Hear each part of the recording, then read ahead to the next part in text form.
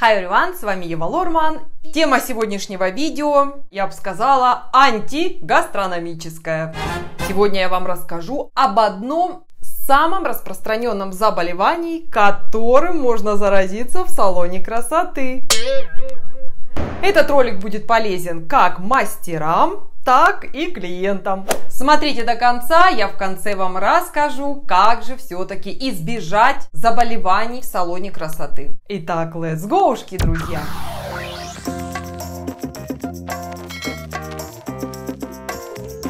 И что же это за заболевание? Уверена, что вы все его очень хорошо знаете, хотя бы понаслышке.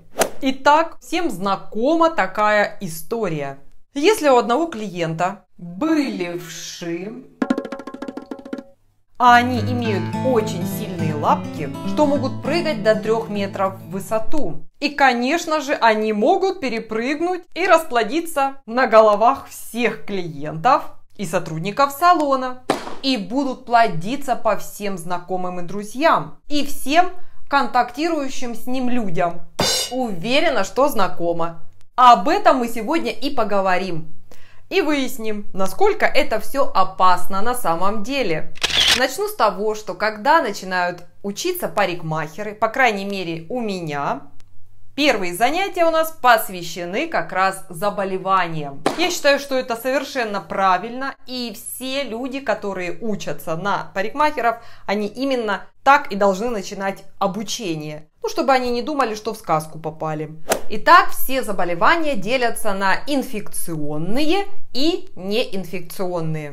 Там их настолько много: педикулез, псориаз, сиборея, дерматиты, стрептококки, стафилококки, герпес, фурункулез, гепатит, СПИД, половые заболевания. У студентов по итогу глаза на лбу, а я всегда делаю очень серьезный вид и представляю, что у них в голове творится.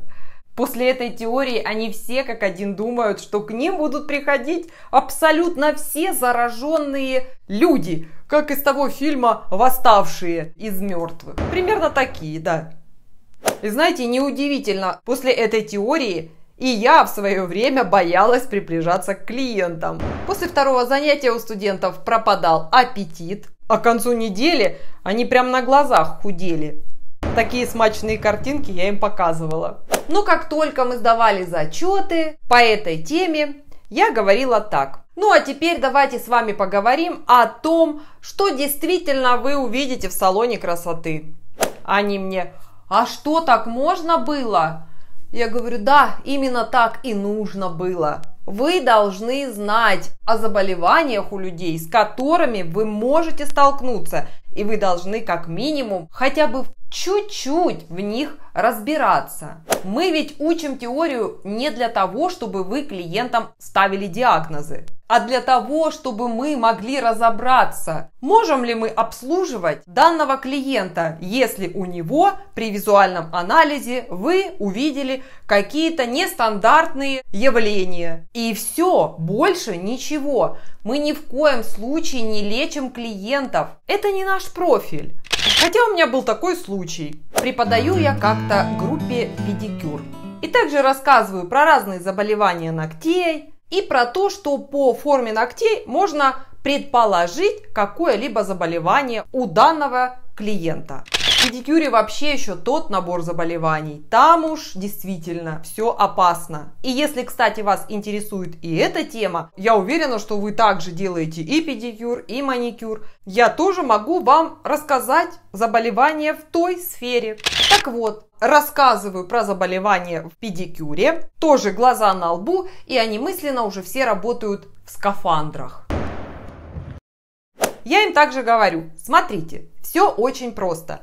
Мы эти заболевания учим для того, чтобы вы могли определить, можете ли вы обслуживать этого клиента или нет.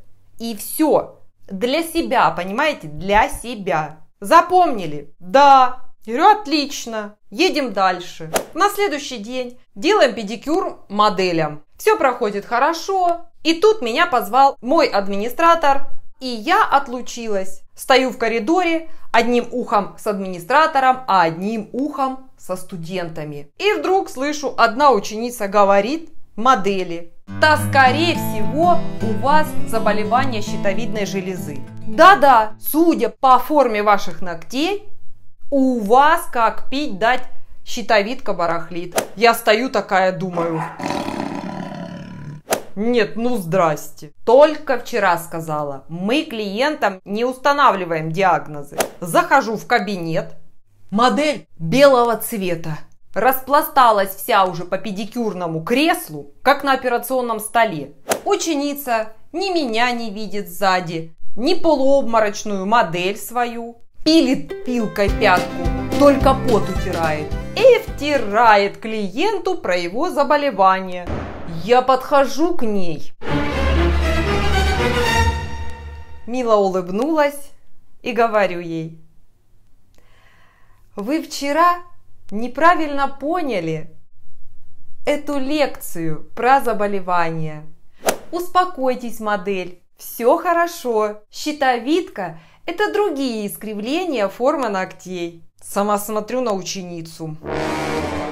А ваши искривления ногтей – это, скорее всего, от тесной обуви. Модель мне: да, я в молодости носила тесную обувь. У меня большая нога, и чтобы ее визуально уменьшить, я всегда обувь носила на размер меньше, чем нужно. А теперь вот что. И это уже давно, сказала мне модель, в надежде, что я отменю диагноз, поставленный только что нашей ученицей. Я говорю модели: расслабьтесь, все хорошо, получайте удовольствие. А ученице говорю: а вас, Штирлиц, после занятий я попрошу остаться. После этого случая я строго-настрого запретила вообще поднимать вопрос о болезни. Врачи не могут установить диагнозы. Зато ученица с 5-дневным педикюрным образованием легко. И это касается не только педикюра, где, конечно, огромное количество опасных заболеваний, потому как там есть такое понятие, как вторжение в покровы кожи. А сегодня мы поговорим про болезни, которые касаются парикмахерского искусства.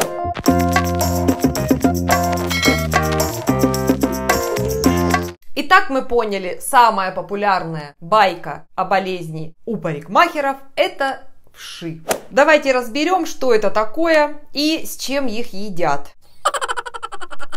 И был у меня такой случай, когда я работала мастером в салоне красоты. Прямо показательные выступления. Приходит в салон на милирование девушка с очень длинными волосами. Обычная девушка в джинсах, в курточке джинсовой, в рубашечке. Присаживается в кресло. Я развожу состав. Играет прекрасная музыка фоном в салоне красоты. Все счастливы и довольны. Одеваю ей пеньюар, разделила волосы на зоны и начинаю с ней работать с низа затылочной зоны, вот с этой части. Выделяю волосы штопкой, как это делается при милировании под фольгу. И уже практически сделала половину затылочной зоны, как вдруг заметила какое-то шевеление в волосах. Но я не придала этому сразу значения, подумала: ой, наверное, я просто устала, проморгалась и продолжаю дальше. Потом смотрю, а шевеление мне не показалось. Я такая остановилась на минуту и думаю: кто это может быть? К слову сказать, я никогда в жизни не видела вшей. Думаю, может, букашка залезла в волосы и пытается бедняга оттуда вылезти. Сейчас, думаю, я ее спасу. И продолжаю ковыряться в поисках бедной букашки. И нашла. Такая, думаю: господи, бедная, запуталась в волосах. Сейчас я тебя спасу. А потом такая смотрю, рядом пробегает такая же. Думаю: ого, еще одна.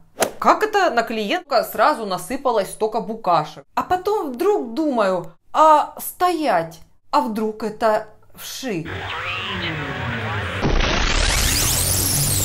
Да ладно, девушка вроде абсолютно адекватная, нормальная, чисто, хорошо пахнет. И дальше думаю: а кто тогда это может быть? Причем несколько. Думаю: а ну-ка я поковыряюсь дальше. Ковыряюсь дальше, а их там целая семья. Думаю, ух ты! И тут меня осенило. Так, шаг назад, еще шаг назад и еще шаг назад. В теории, я помню, нам давным-давно рассказывали, что вши имеют способность прыгать на 3 метра в высоту. И я такая, 3 шага назад. Девушке говорю, секундочку. Поворачиваюсь к своей напарнице и говорю, можно тебя на минуточку? Она говорит, да, конечно, можно. Прилетаю ей, говорю, слушай, ты вшей когда-нибудь видела? Она такая, да, конечно. А я говорю ей, а я нет. Ты можешь мне о них хоть что-нибудь рассказать? Как они вообще выглядят? Она мне, ну сейчас не время. Мы же работаем, у нас с тобой клиенты. Я потом тебе как-нибудь расскажу. А я ей, в том-то ж все и дело. У моего клиента кто-то бегает по голове. Она мне, я тебя поздравляю. С боевым крещением тебя. Каждый парикмахер хоть раз должен был столкнуться с таким клиентом. Я ей, спасибо, конечно. Я польщена, но что мне теперь делать? Она мне спокойно так, закругляйся. Ты много там сделала? Я говорю, господи, половина затылочной зоны. Она, надо просто это все смыть, клиенту сказать, что у нее вши, и пусть чешет в аптеку. Я, как смывать? Я должна еще это все смыть? Она говорит, да. Я говорю, они же сейчас на меня все перепрыгнут. Она говорит, да не перепрыгнут, не бойся. Я пулей косметологу. Маша, дай мне шапочку косметологическую. Она говорит, зачем тебе? Я говорю, срочно, потом расскажу. Она, да бери, конечно, вон она. Я одеваю шапку, каждую волосиночку, под резиночку. И выхожу. Напарнице своей говорю, знаешь что, пойдем ты тоже посмотришь на этих насекомых, может это не вши? Она говорит, господи, кто еще может там лазить? Я говорю, пошли вместе со мной. Она, пошли. Я говорю, сделай вид, что ты типа что-то мне там подсказываешь. Она говорит, хорошо. Подходим с ней к моему клиенту. Моя напарница такая волосы переворачивает, что-то там посмотрела. Ко мне поворачивается, говорит, да. Я пошла. Я говорю, ага, иди, пока. И уходит. Я такая стою, набрала воздуха и думаю, как-то надо тактично сказать моему клиенту об этой проблеме. А я суечусь. Она посмотрела на меня так в зеркало, и дальше продолжает что-то там свое делать. Я такая говорю, скажите, пожалуйста, а вас ничего не беспокоит в последнее время? Она на меня так посмотрела, что я поняла, что ей не требовалась врачебная помощь, и я в качестве врача не прокатила. Я думаю, так, надо сузить спектр проблем. Я ей говорю, я имела в виду про голову, а вернее про волосы. Она мне, нет, не беспокоит. А почему вы спрашиваете? Я такая стою, вы знаете, все дело в том, что у вас вши. Она, что? В смысле? Какие вши? Я говорю, да, думаю, что человеческие. Она на меня с криком, вы что, с ума сошли? Я так, спокойно, не надо так кричать. Это вообще-то ваши вши, обижайтесь и кричите на них. А моя задача вас об этом оповестить и каким-то образом убрать с вашей головы этот состав, который я уже вам нанесла. Благо фены везде работали, и, по крайней мере, никто из клиентов не слышал детально смысл нашего разговора. Она мне, да не может быть такого. Я ей говорю, мне что, предоставить вам вещественные доказательства? Говорю, вам недостаточно того, что я стою в шапочке? Она на меня так посмотрела, говорит, ладно, достаточно. И что мне теперь делать? Я говорю, так, идем сейчас в раковину, вы моете себе голову, и мы прощаемся с вами. Вы идете в аптеку и покупаете себе препарат от вшей. Да, она так и ушла, и в итоге я себя чуть не сожгла, пока дезинфицировалась. Вот такое веселое посвящение в парикмахеры у меня было. После этого я, конечно, стала очень внимательно осматривать голову клиента перед тем, как начинать с ним работать. Расчесываю, пока не удостоверюсь, что там нет никаких неожиданностей. Потом я изучала, естественно, эти вопросы досконально, поднимала эти темы с ориентированными людьми, теми людьми, которые напрямую этим занимаются. Вот мои умозаключения касаемо педикулеза. Педикулез – это считается заразным заболеванием, инфекционным заболеванием, то есть то заболевание, которое передается каким-то контактным путем. Но эпидемии педикулеза в мире сейчас уже очень давно нет. А раньше была. Это заболевание связано с полным отсутствием гигиены. Во время войн из-за этой заразы погибало больше солдат, чем от сражений. Вши были переносчиками всяких инфекционных заболеваний. По сути, не от вшей погибали люди, а от того, какую инфекцию они переносили от человека к человеку. Потому что в то время гигиена отсутствовала в принципе полностью. Люди не мылись месяцами. Да еще и этот этикет, наряды даже у солдат при сражениях были такие, что не солдат, то диво дивное. Да еще и в париках, вообще дичь какая-то. Да и без войны тоже, знаете, хорошего там было мало. Отходы выбрасывали прям из окон и из дверей на улицу. Идешь такой по улице Венеции, влюбленный весь, а тебе вдруг прилетают помои на голову. И то в лучшем случае. Поэтому у всей знати были шляпы с огромными полями. Чтоб просто обтекало и все. И идешь дальше себе благоухаешь. А эти жуткие прически. Их тоже носили месяцами. И в волосах водились не только вши, но и мыши. У тамошних светских дам были специальные палочки-чесалочки. Для того, чтобы можно было чесать кожу головы, когда там... Ну, ладно, в общем, вы поняли для чего. И интересная штука, по этим палочкам-чесалочкам, между прочим, можно было увидеть статус человека. Чем дороже была палочка-чесалочка, тем круче был обладатель этих вшей. А все потому, что в то время полностью отсутствовала гигиена. А вот теперь давайте вернемся к моей даме, которая меня посвятила в парикмахеры. Ведь если задуматься, она не была бомжом, вполне себе обычная дама. Откуда же у нее взялись вши? И пока она мыла свою голову, она начала мне задавать вопросы. Помогите, пожалуйста, ну скажите, откуда? Я всегда мою голову, я всегда за собой слежу. Я ни с кем в ближайшее время с блохастым не контактировала. Что это такое? Это опасно или не опасно? Что мне теперь делать? Завалила меня вопросами. Я сама тоже задумалась над этим. Думаю, на самом деле. Я говорю, у вас дети есть? Она, нет, молодая еще девушка. Говорю, может, вы с какими-нибудь детьми другими контактировали? Ну, мы же знаем, что вши в основном у детей. Она, да нет. А что вы делали последнее время? Я ей говорю, ну вспоминайте. Она говорит мне, о, есть такое дело. Я ездила на базу отдыхать и купалась в озере. Я говорю, ну и что? Ну купались вы в озере, дальше что? Ну потом пойду в душ, обмоюсь, голову помою и ложусь спать. И тут меня осенило. Я говорю, слушайте, а вы голову с шампунем мыли? Она говорит, конечно, я всегда голову с шампунем мою, потому как вода в озере была ужасно грязная. Ага, говорю, вы спать ложились, сушили волосы или ложились с мокрой головой? Она говорит, когда как? Когда успевала высушить, когда нет. Чаще всего ложилась с мокрой головой.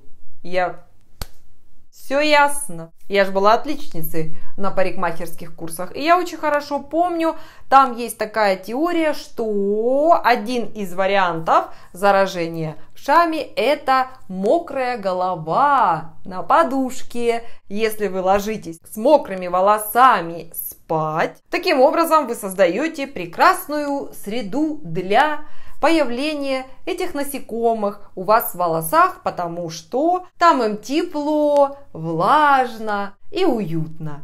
Вот как раз две причины, откуда могли взяться у этой дамы вши.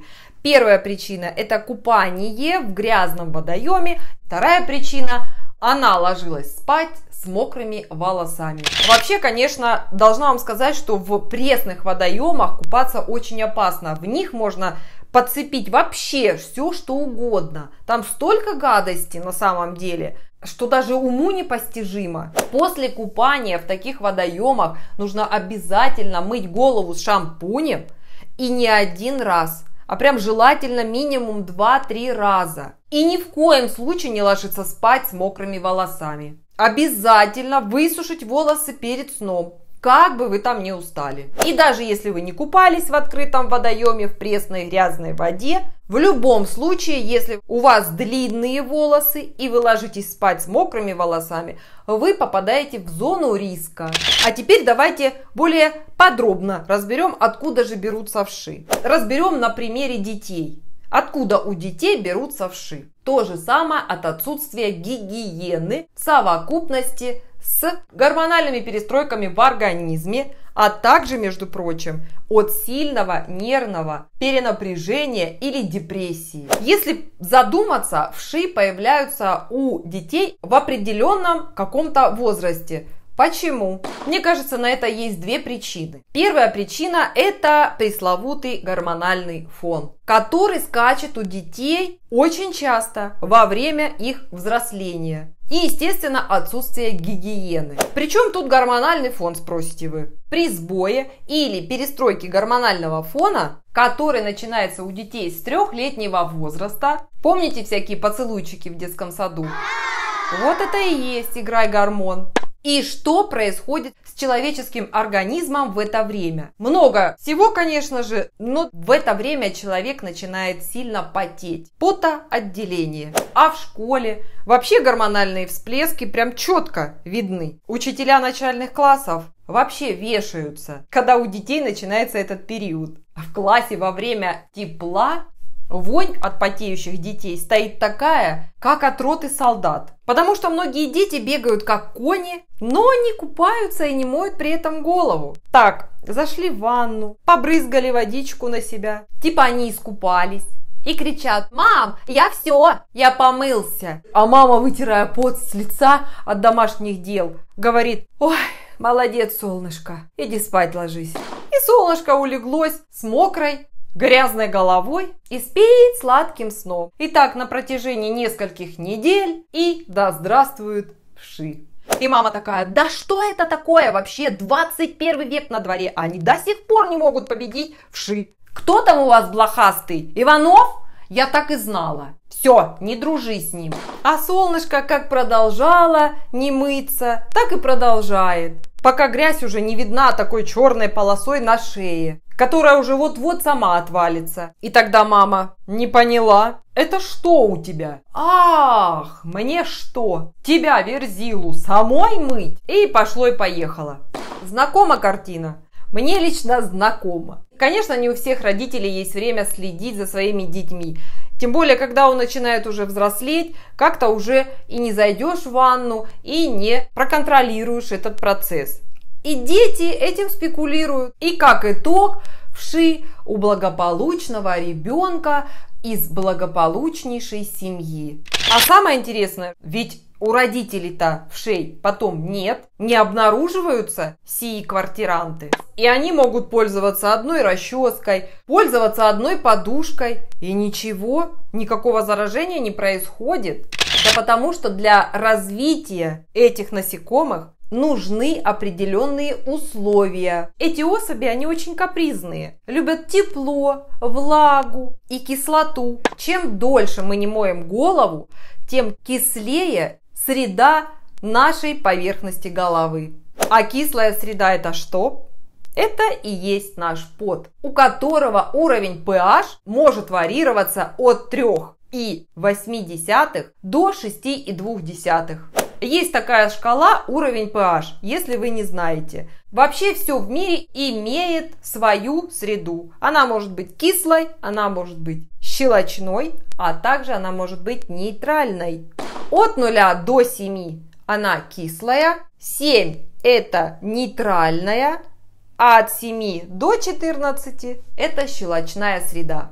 Так вот, пот имеет кислую среду. И вы видите, какой диапазон большой? От 3,2 до 6,8. Чем ближе к семерочке, тем лучше для нас. Потому что в этой среде никакая гадость не размножается. А чем ближе к нолику, тем больше будет у вас квартирантов. Это общеизвестные факты. Я своим студентам всегда говорила так. Вот смотрите, если вши так легко передавались, как вы думаете, что бы тогда было? Они бы были у всех.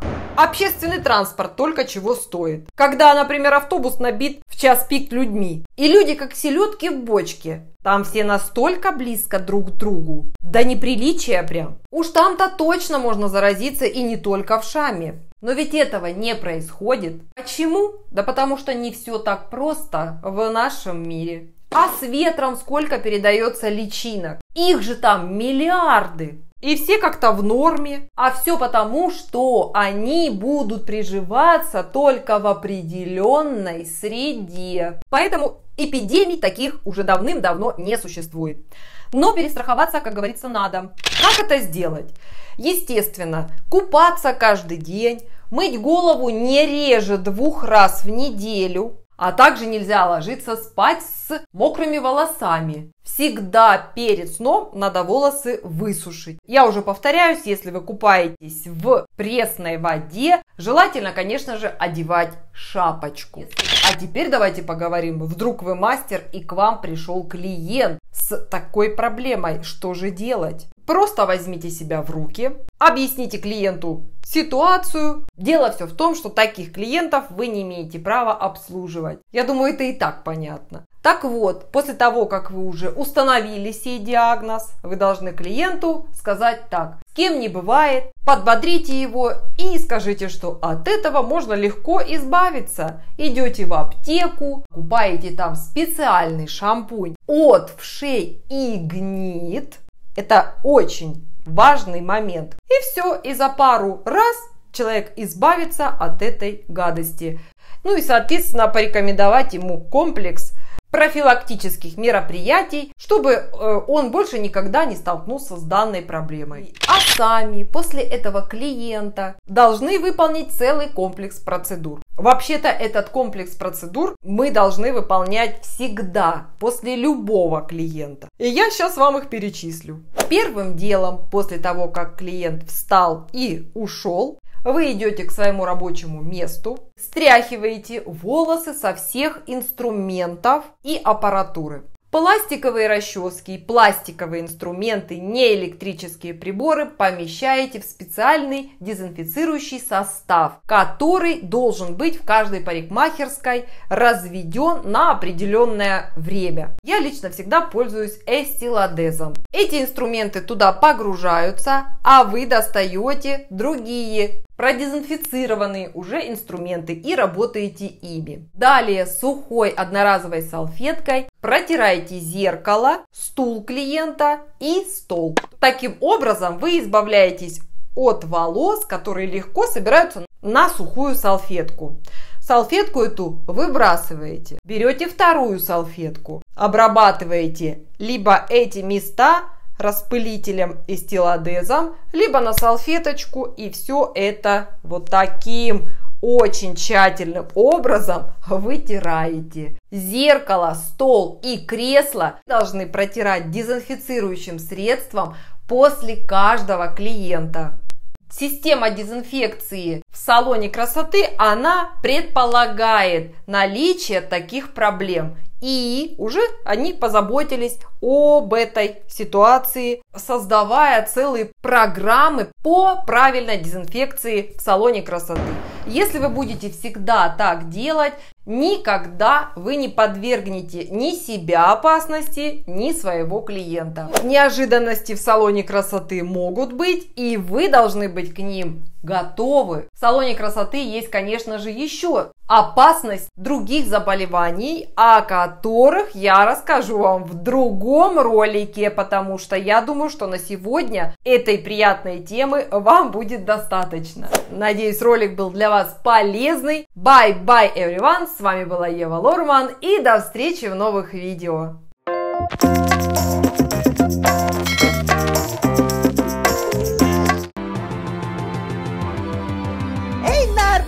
Не скупись, лайк поставь, подпишись, я тебя сейчас пляшу. Подпишись же, блин, прошу. Колокольчик тут же жми, делись со всеми, не томи. Хватит даме танцевать, пора идти видос снимать.